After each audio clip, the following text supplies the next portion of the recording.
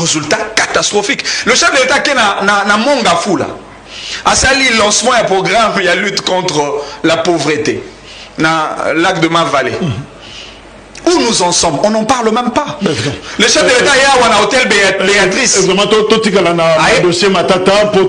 C'est juste pour vous dire que les régimes de malédiction, les régimes des Tshisekedi, les régimes de l'Union sacrée, c'est un régime qu'on ne peut pas défendre devant le peuple. Un peuple aussi misérable, un peuple aussi rempli d'un désarroi total. Merci. Manix Nazopé, ça maître Bazin a placé juste un mot pour équilibrer Zala et puis na sujet Moussoussou. Tu défendais ces régimes, non? Non mais... Qu'est-ce qui s'est passé?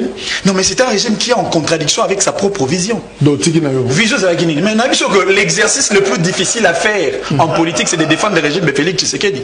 J'en ai souffert. Aujourd'hui, je me considère comme une âme sauvée, comme un acteur politique délivré. C'est en cela que je bénis Dieu. Et c'est en cela que je bénis le peuple congolais. Pour la délivrance, effectivement. Parce qu'on ne peut pas défendre un régime qui est contre sa propre vision.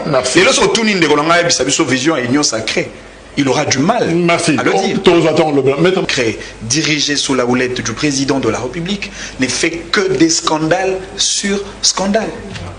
Vous-même, vous avez vu. Et il n'y a pas que le secteur de l'économie. Il y a pratiquement tous les secteurs de la vie nationale qui posent problème. Les lots, en réalité, c'est vrai, sur le plan politique, le ministre de l'économie paye le prix. Mais qui en est le vrai responsable? À qui le peuple va demander le compte lors du rendu au nom du principe de la redevabilité? À la fin de ce mandat, c'est au président de la République.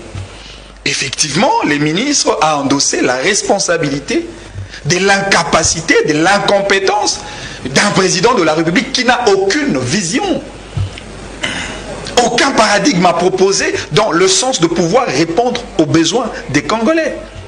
Mais c'est quand même honteux. Tel un comportement na bango.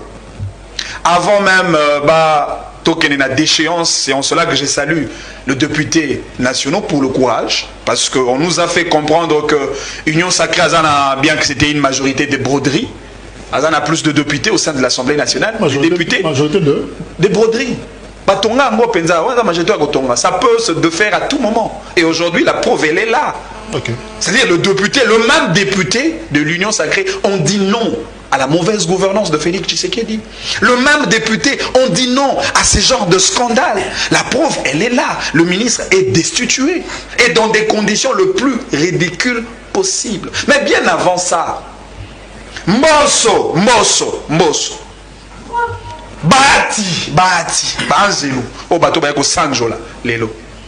Jean-Pierre Bemba, j'ai été très étonné de voir un monsieur aussi respectable comme Jean-Pierre Bemba se retrouver dans un calcan de gens malhonnêtes, la Fleuve Congo Hotel, pour soudoyer les députés.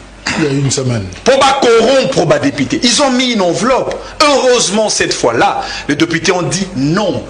C'est-à-dire, si les députés ont dit non à Mbosso, à Bemba, à Bahati, c'est-à-dire que les députés disent non à Félix Tshisekedi. Parce que trop, c'est trop. Et voilà, aujourd'hui, nous avons la destitution de ces ministres-là. Mais quid encore du reste des ministres? On en parle. Parce que le ministre de l'UDPS aussi doit partir. Tony Babadou doit partir. Le ministre Guy Luando doit partir. Parce que tous ces gens-là, ce sont des incompétents. Et au finish, le peuple congolais va dégager M. Tshisekedi. Parce qu'il est incompétent.